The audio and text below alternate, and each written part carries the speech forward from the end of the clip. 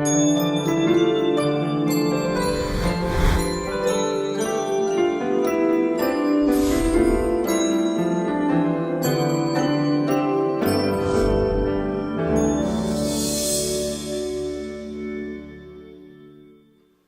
story for Mad Max 2, The Road Warrior is... In the post-apocalyptic Australian wasteland, a cynical drifter agrees to help a small, gasoline-rich community escape a band of bandits. Probably the most popular of the Mad Max films, we are reintroduced to our hero with an opening narration with clips showing and telling the whole story from the beginning, telling about how the world ran out of gasoline. For some unknown reason, war broke out between two nations, and basically decimated pretty much almost the entire globe, and all the gasoline dried up because of it. Leaders talked and talked, but nothing could help the population. Riots broke out in the streets, anarchy ensued. Gangs ruled the streets, and the police force fought back, and the story of Mad Max is retold. This was a nice opening prologue and explained a few things that were not explained in the first film, like why the world is in the shitter, I should say. And also, it is to bring people up to speed, since not many people in America saw or liked the first film, and this film in America was called The Road Warrior and not Mad Max 2. I liked the look of this film. This is a very 80s film, so the band of bandits looked like an over-exaggerated version of gangs in the 80s, with the leather outfits, mohawks, bald heads, feathers, a kind of bondage S&M gear, and chains. This gave the bandits a very threatening look, and from the way they acted, the way they acted, which was like very crazy, they were very mad, made them even more dangerous. Max looked about the same in the first film, but he looks more worn down. He has a self-made brace on the leg that was shot in the first film.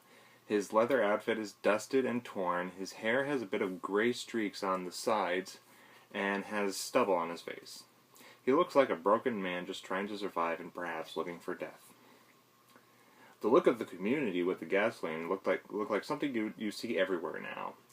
In post-apocalyptic film, particularly in wastelands. They look very bright and comfortable with clothing that is patched together from random things like fur, plastic, and other fabrics, but in the style of an 80s movie. And it was the color scheme that helped distinguish between the good guys and the bad guys. The bad guys had the black leather and crazy outfits, and the good guys had the bright, warm, and comfortable colors, while Max wore a dusted black leather outfit to show he wasn't on either side. I like the story and characters of this film. Much like George Lucas did with Star Wars, mythology and the works of Joseph Campbell were used for inspiration for the story and characters of the film. You had the archetypical hero and our hero's journey that happens in mythology, as well as our archetypal supporting cast and villains that have been around for centuries. Doing this gave a connectability with the characters and love for them, which is one of the many reasons why they have been around for ages. Max's journey from madness to a hero is quite brilliant. He starts out as a man surviving and looking for gasoline, and a man just killing the gangs to then becoming a hero and warrior of the oppressed. Much like the first film, the action sequences are some of the best scenes, and the stunts were done by some fearless people. Some of the stunts done in the film had not been done before in film until this point, like a tanker truck going 60 miles an hour and flipping on its side in a crash and sliding across the ground, and a motorcycle crashing into a stationary car, thus launching the biker like 65 feet further than from the crash site. There was a movie called Stagecoach that had a chase scene that lasted 11 minutes. The final chase scene in Mad Max 2 with the tanker truck lasted 13 minutes. It seemed like an endless chase, but in a good way. In fact, when you first see the movie, the minutes just fly by because you're so into the scene you don't notice the time going by.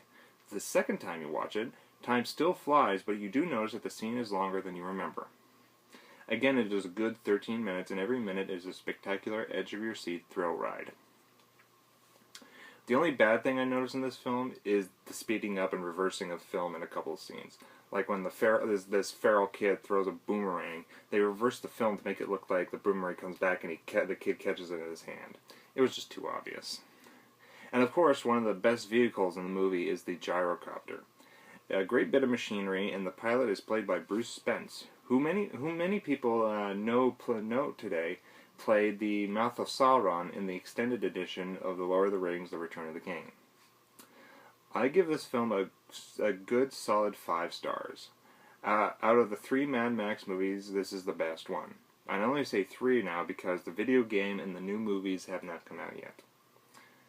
Because of the success of The Road Warrior, and audiences being more accepting of the first film, the studio thought it would be alright to associate the 3rd film with the first one and actually put the name Mad Max in the title. And that will be our next review. The 3rd film and the last Mad Max movie that Mel Gibson was a part of, which is Mad Max Beyond Thunderdome.